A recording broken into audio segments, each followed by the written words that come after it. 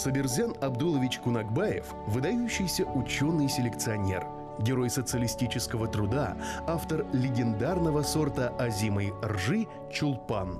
Более 70 лет отдавший развитию советской науки, успешно решая при этом не только задачи создания высокопродуктивных сортов, но и вопросы теории и методологии селекции сельскохозяйственных культур.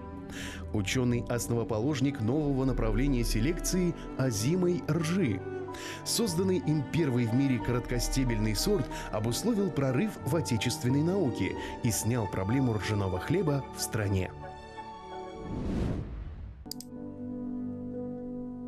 Сабирзян Кунакбаев прожил долгую и плодотворную жизнь. Родившийся в начале 20 века, еще мальчишкой познал тяготы Первой мировой войны, голода. Несмотря на трудности, всю жизнь был верен науке и своей заветной детской мечте – накормить всех людей досыта свежим хлебом. Эх, зачем этому колоску длинный стебель? Был бы вдвое короче, тогда и ветер, и дождь не страшен. Тогда соломы будет меньше. Чем скот кормить будешь? Лучше солому потерять, чем хлеб. Эх, да все это мечта. Сабирзян Кунакбаев родился 29 декабря 1901 года третьим ребенком в многодетной крестьянской семье в деревне Улукулево Уфимского уезда Уфимской губернии, ныне Кармаскалинский район Башкортостана.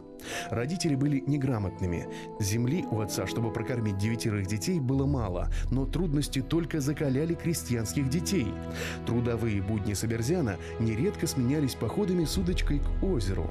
Эта страсть к рыбалке останется с ним на всю жизнь. Родители мечтали об образовании детей. В 1911 году Сабирзян пошел учиться в соседнюю деревню Бишаул-Унгарова. Через 3 года отец отвез его в Уфу в медресе миллионера Хакимова, где, проучившись несколько лет, он перевелся в широко известное медресе Галия, которое содержалось на благотворительные средства. Но революция и гражданская война помешали ему закончить это учебное заведение. Когда его закончил, поехал в Ташкент. Жил, говорит, впроголодь там. Вот закончил там рабфак,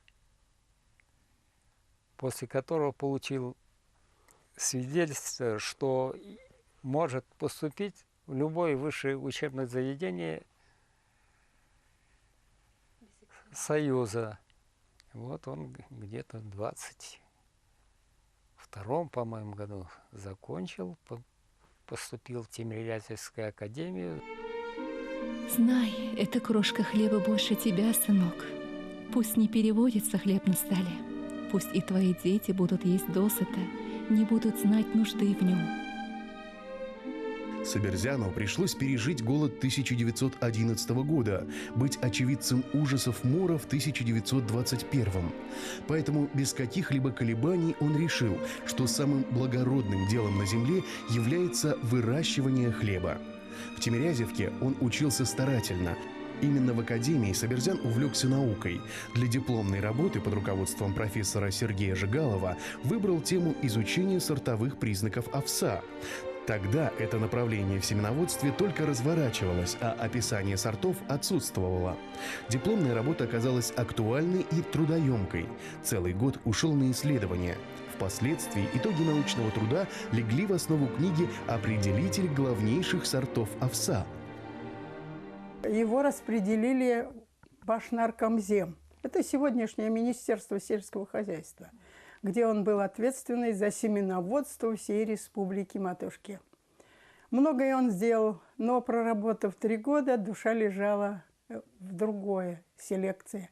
Это работа с растениями.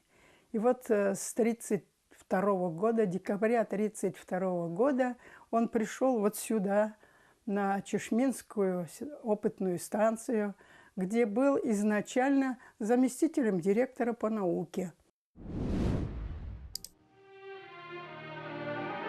Молодой, энергичный соберзян Кунакбаев взялся за дело, засучив рукава.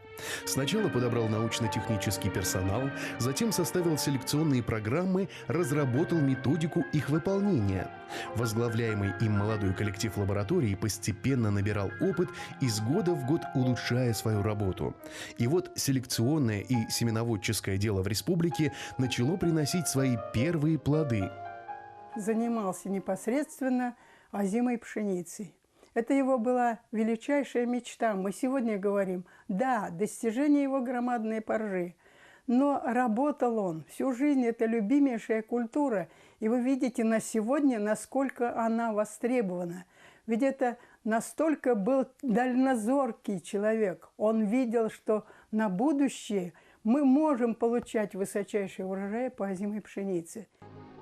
В середине 30-х годов в СССР появляется псевдонаучное течение, которое возглавил президент Всесоюзной академии сельскохозяйственных наук Трофим Лысенко. Получив поддержку Сталина, он начинает гонения на передовых и талантливых ученых, среди которых селекционер Вавилов, руководитель дипломной работы Жигалов. Во времена Лысенковщины его же чуть не арестовали. Он же убежденный был генетик. А Лысенко тогда трактовал другую теорию. Значит, тогда генетику не признавали же. Вот Вавилов Николай Иванович, значит, тоже из-за этого пострадал, расстреляли. Вот он, я это ждал. Завтра придут. Ну, тучи, может быть, и нависали, но он это не показывал. Может, внутри переживал, но не показывал нам. В 1948 году гонение продолжилось. И Кунакбаев был назван морганистом-менделистом. Ему было это звание прикреплено. И когда приехала комиссия, устроили разгром. Каким же образом? Почему ведущий селекционер, который отвечает практически за всю селекцию в республике, вот таким образом ведет? Ну, хорошо еще для него, ну, кроме вот этих назиданий, но были и свои люди, кто выступал за Лысенковщину и за то, что мы, дескать, неправильно ведем селекцию. Но ответ Саберзяна Абдуловича был таков: у нас не получается. Это на Украине, где климат другой. Вот там получается. Несмотря на гонения, Кунакбаев продолжает неустанно работать. Со своим научным коллективом он начинает испытания по выведению новых сортов озимой ржи. Это положило начало новой страницы в селекции республики. У него были созданы, допустим, сорта, изначально высокорослые сорта. Это Саратовка-Чешминская, Чешминская-2, Чешминская-3. Но он все время стремился, рожь она сама по себе очень высокая рожь. В те времена считалось, что голову всадника из ржи еле видно. И он, как настоящий ученый, он все время старался укоротить рожь. Параллельно идет серьезная работа по селекции издавна любимой на Руси гречихи. Так случилось, что по гречихе ведущий селекционер ушел, работа была приостановлена. И если на этом остановиться, то весь селекционный накопленный материал теряется. И тогда он этот материал, будучи заместителем по науке, он не смог его просто пропустить. Он начал работу. Ну и, конечно, ему много пришлось поработать, чтобы такие сорта, допустим, как Чешминская, который был включен или районирован, как раньше говорили, в 1978 году, он до сих пор работает в производстве. Ну, Демская несколько более. Но именно и здесь он создал выдающиеся сорта. Середина 50-х. Конец культа личности Сталина. По всей стране жизнь потихоньку налаживалась. Реабилитированы имена в прошлом врагов народа. Наука переживала небывалый подъем. Однако в 1955 году Саберзяна Абдуловича внезапно смещают с поста заместителя директора по научной части и оставляют на несколько лет без любимой работы. Отец с директором поругались из-за того, что директор защитил кандидатскую на материалах другого человека. Но он его выжил. Мы переехали в 1955 году в научно-исследовательский институт. Сразу он сюда. Здесь его пригласил этот Хасанов был Хамид Каляевич, директором института. Я у него работал, ему уже было 85 лет. 85, думаю, наверное, Сабирзян Абдулович уже человек пожилой, память может так. А он все записывал. Вот он вызывает через месяц, говорит, вот этот, мы обсуждали вот такой вопрос, как этот вопрос, на какой стадии находится. Начинаешь не так ответить, он открывает тетрадь, нет, вопрос был поставлен не так, как вот ты говоришь. Он должен был вот так раскрыть этот вопрос. Вот тем самым он нас учил уже дисциплинарности. Свою судьбу Сабирзян Кунакбаев встретил еще в далеком 27-м году, работая в Башнаркомземе. «Мне повезло с Марьям», — говорил он на протяжении всей жизни. Жена стала настоящей опорой, светом семейного очага, доброй, заботливой мамой детям. Все вопросы, касающиеся быта, воспитания дочери и сына, были на ней. И все во благо науки, искренней мечты мужа. С супругой они жили очень дружно. Марьямба, конечно, никогда, свекровь моя, никогда не перечила. Как он скажет, так и будет.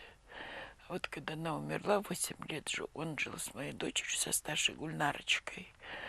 Но она тоже старалась угодить ему. И он все время говорил, Гульнара – это вторая ваша Нанай. Его не стало в 96-м году. Вот, а на тот момент мне было 6 лет. Вот, ну, в то время, как бы, в осознанном возрасте, в общем, я помню его человеком таким заботливым. Я помню, как часто нас оставляли наедине. Вот, мы с ним гуляли. В принципе, это был добрый человек, очень спокойный. Его очень тяжело было себя вывести. То есть, на самом деле, таких людей мало бывает. Ну и, наверное, это все-таки передалось. Отчасти моей маме, например, да, тоже она очень добрая, очень спокойная. Дедушке моему, вот, сыну его, да, Рафаэль Сабировичу. Как семьянин, как хозяйственник. Он в этом деле, конечно, мало участвовал. Он полностью себя отдавался работе, научному своему труду, своему ржи, когда были непогоды и так далее. Это было большое переживание для всех. Он тоже нас подтягивал под это. Если заморозки или же дожди, ну, неурожайные годы, мы все с ним, конечно, вместе переживали. Но когда был урожайный год, мы все были, торжествовали. 15 лет вместе жили. 15 лет. Но он мог нам замечание сделать, и круто сделать замечание. Что-то мы, ну ведь разные взгляды молодежи, и это очень были пунктуальны в отношении воспитания внучек своих. Боже упаси, если на 20 минут опоздал, ты покормить или же телевизор хочешь с ребеночком посмотреть.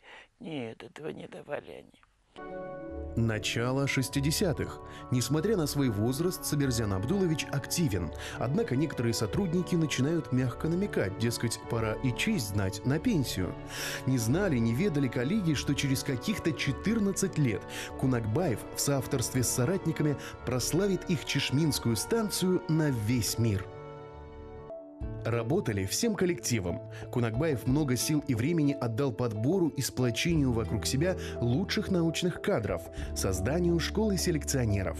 Закипела работа по созданию главного детища башкирской селекции, нового сорта короткостебельной ржи «Чулпан». В процессе поиска, подвергнув теоретическому анализу большой экспериментальный материал, Сабирзян Абдулович в 1965 году разработал новую методику селекции озимой ржи, которую назвал методом формирования сложных синтетических популяций за счет лучших биотипов разноэкологических гибридов. Романтичное имя, конечно, Кунакбаев придумает потом, после 15-летней скрупулезной титанической работы. Чешминскую 3 он создал уже более короткую, но на основе высокорослых сортов. И вот когда наконец-то появилась возможность, уже были из ВИРа запрошены самые низкорослые образцы. Вот Не было донора короткостебельности по ржи не было. В поисках он выписал, запросил, ему прислали 32 образца. И вот в одном из номеров, это болгарское местное, оказался донор короткостебельности. Сама по себе пшеничка очень низкопродуктивная, мелкий колос, щуплый, разваливающийся, рассыпающийся колос. Я помню, я пришла к нему в 1965 году. Тогда у него же, я удивилась, я до этого проработала 3 года в колхозе, я знала ту самую высокорослую рожь. И когда сюда пришла, была поражена, рожь буквально на высоту стола. В 1975 году был практически уже создан первый короткостебельный сорт чулпан. Засушливым летом 1975-го уборку нового сорта ржи Кунакбаев ждал с нетерпением. И вот она, победа. В среднем с гектара было собрано по 44 центнера зерна. Стебель ржи оказался на 43 сантиметра короче, чем у обычных сортов. Это был триумф команды Кунакбаева. Осенью 1975 года чулпан занял в республике около 2000 гектаров полей. Начали поступать заявки из-за рубежа. В Чехословакию и Венгрию отправляются несколько сот центнеров семян. По сводкам хозяйств, потенциал урожайности чулпан достигал 75-85 центнеров с гектара. В производстве на больших площадях 60 и более. Все показатели зафиксированы в записях ученого, которые потом войдут в мемуары Саберзяна Кунакбаева «Эпизоды жизни». С каждым годом ареал засеивания рожью чулпан расширялся с неимоверной быстротой. Весь Советский Союз практически сеял сорт чулпан. От него потом пошли последующие короткостебельные сорта других областей. Они в этот сорт внедряли и добавляли свои признаки устойчивости к болезням, к вредителям там, и так далее, и так далее. Но основой служил сорт чулпан. Настолько высокие урожаи получали. Первое время ведь чулпан нельзя было продавать в капиталистические страны, да? Авторам Саберзяну Кунакбаеву, Нине Лещенко, Анастасии Власовой и всему коллективу, работавшего над созданием и внедрением в производство высокоурожайного зимостойкого, устойчивого к засухе, многим болезням сорта чулпан, была вручена премия Совета министров СССР. А в 1987 году за выдающиеся заслуги в развитии советской науки указом Президиума Верховного Совета СССР Саберзяну Абдуловичу было присвоено звание Героя социалистического труда. В дальнейшем, конечно, на этом работа не остановилась. Работа была продолжена. После чулпана был получен сорт чулпан-3, который был не менее востребован. Чулпан-3 уже даже был продан в Финляндию, хотя это не социалистическая страна, но тем не менее уже было такое разрешение. Он это на план не смотрел. Сейчас же план дают в течение 10 лет, чтобы сорт был создан. Он на это не смотрел. Пока он сам был не убежден, что это сорт действительно стоящий сорт, высокоурожайный, который превосходит и чулпан. Вот я с ним участвовал в создании и выведении сорта чулпан-7. Вот на сегодняшний день чулпан-7, вот именно там его рука создания чулпана-7. Потом мы вывели памяти Кунакбаева, в честь его памяти сорт чулпан-7. Но производственники и на сегодняшний день спрашивают чулпан-7.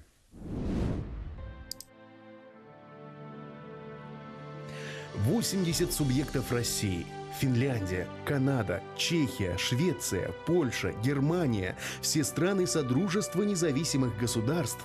Таков ареал культивирования сорта чулпан. За 64 года селекционной работы Саберзян Абдулович добился выдающихся результатов. Вывел 19 сортов озимой пшеницы, ржи, гречихи, тритикали. Мы работали с ядом, таким, как он называется, колхицин.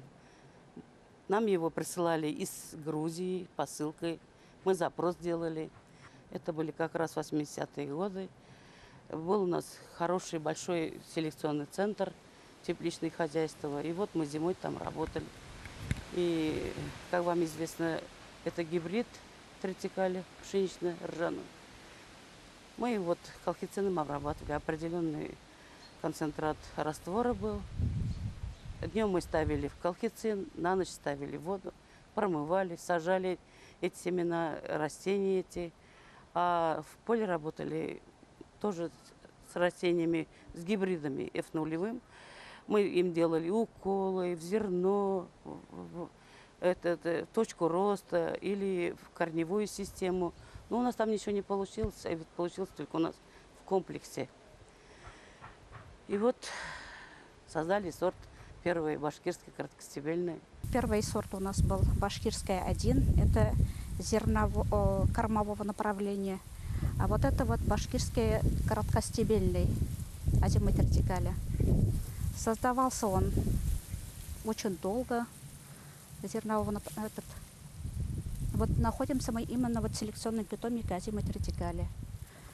Здесь находится около 800 селекционных номеров и около 500 гибридные сорта. Также у нас здесь есть мировая коллекция, где-то около 100 номеров. Вот это вот наш селекционный питомник Тертикаля. Сколько пройдено по этим полям самим Саберзян-агаем, сколько изучено колосков за 64 года. По словам его учеников, продолжающих дело селекции, у Кунакбаева была привычка каждый день подсчитывать количество пройденных километров. Это была всегда внушительная цифра, около 50. Лишь разменяв 8 десяток, эта цифра опустилась до 30. Я ни разу не помню, чтобы он был когда-то на больничном. Для него работа это было все. Он мог за день 30 километров пройти, 40 километров для него ничего это не стоило. Все опытные участки свои. Несколько раз я тоже была там, когда Гульнарчик с ним работала, дочь старшая. Саберзян Абдулович трудился до последнего дня. Он умер 3 июля 1996 года, чуть-чуть не дожив до 95 лет. Человек труда, он был создан так, он не мог без работы. И вот в поле он пропадал с весны, как только посевы открываются озимых, он уже в поле. И до осени. До глубокой осени, буквально до того, как начинает выпадать снег, и когда уже делянки не видны. Приезжают журналисты, у него интервью берут, он стал уже героем социалистического труда. И в это время меня вызывают как молодого селекционера, журналисты, и при нем вопрос задают: какая у тебя зарплата? Я не успеваю им ответить, какая у меня зарплата. Он говорит: извините, мы работаем не ради денег. У нас идеи, у нас планы. Вот так. Он сразу прервал этот вопрос. Значит, человек, если он уже пришел в селекцию работать, его уже интересует не зарплата, а вот идея, которая задача была поставлена, вот вывести сорт, он должен быть первым, он должен быть лучшим. Когда уже не стало Саберзяна Абдуловича, создали новый сорт памяти Кунакбаева. Это в память о его работах, о его труде. Тоже на сегодня он широко востребован. И Татария, естественно, в своей республике он хозяин. Это понятно. Основные площади в республике заняты сортом Чулпан-7 и памяти Кунакбаева. Это 97%. Кто-то там чуть-чуть увлекается, это 3%, кто высевает другие сорта. В научном центре Чишминской станции многое напоминает о Саберзяне Кунакбаеве. В рабочем кабинете и комнате ничего лишнего. Признанный во всем мире ученый жил, как оказалось, в спартанских условиях. Удобство для него – дело второстепенное. Доминантой селекционера была любовь к родной земле. Эти голубые ели собирал, сам привез откуда-то, выкупил, посадили здесь и ухаживали вместе с ним. А лиственницы сажали вот такими. Вот они растут кругом по периметру, как тимирязевки. И вот после работы мы их за ними ухаживали, поливали, смотрели. Но вместе с ним это его сад, это он создал. Сабер Абдулович, любимый. Природная одаренность, помноженная на титанический труд, исключительная целеустремленность и творческий подход к законам генетики, селекции позволили Кунакбаеву создать и внедрить в производство около 2 десятков сортов аграрных культур, большинство из которых до сих пор в производстве. Его перу принадлежат более 170 научных работ. Сегодня в Чишминском селекционном центре его ученики продолжают работу, основу которой заложил ученый, герой социалистического труда, заслуженный деятель науки Башкортостана, почетный академик Академии наук Республики Башкортостан, заслуженный агроном РСФСР Саберзян Кунакбаев.